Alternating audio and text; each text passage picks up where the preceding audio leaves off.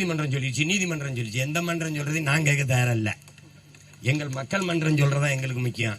நீதிபதி சொல்லிட்டாருங்கிறான். 815 டாஸ்மாக் கடையில திறக்கலாம்னு நீதிபதி சொல்றாரு. ஏற்கிறியா எதிர்க்கிறியா?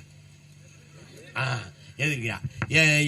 8 சக்கர வாகனத்துல 700 லாரியில கன்னியாகுமரியில இருந்து மலையை வெட்டி எடுத்துட்டு போலாம் கேரளாவுக்குன்னு நீதிபதி தீர்ப்பு சொல்றாப்ல.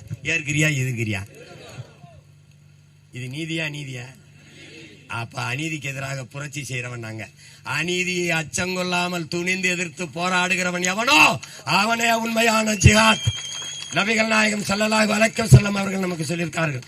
அநீதியை கண்டு அச்சங்கொள்ளாமல் துணிந்து எதிர்த்து போராடின ஒரு போராளி நம்மிடத்தில் இருந்தான். புரட்சியாளர் பழனி பாபா. அவனுடைய பிள்ளைகள் நாம் துணிந்து அநீதியை எதிர்த்து போராடுவோம். அநீதியை கண்டு எதிர்க்க துணிவில்லாதவன் தொடர்ந்து தொடர்ந்து சகித்துக் கொள்கிறான். தொடர்ந்து சகித்துக் கொள்கிறவன் அடிமையாகிறான். நாம் அடிமையாக தயாராக இல்லை. அடிமை வாழ்வினும் உரிமை சாவு மேலானது நம் முன்னவர்கள் வைத்த முழக்கம். கிளர்ந்து எழுவோம். நம் உரிமை கல், நம் உரிமை கல், நம் உணவு. விரும்பி உண்போம். எதை பற்றியும் கவலைப்படாத. அண்ணன் சொல்றா கல்ல குடுறா. ஏதாவது பிரச்சனை எண்டவாடா புரட்சி வெல்லட்டும்.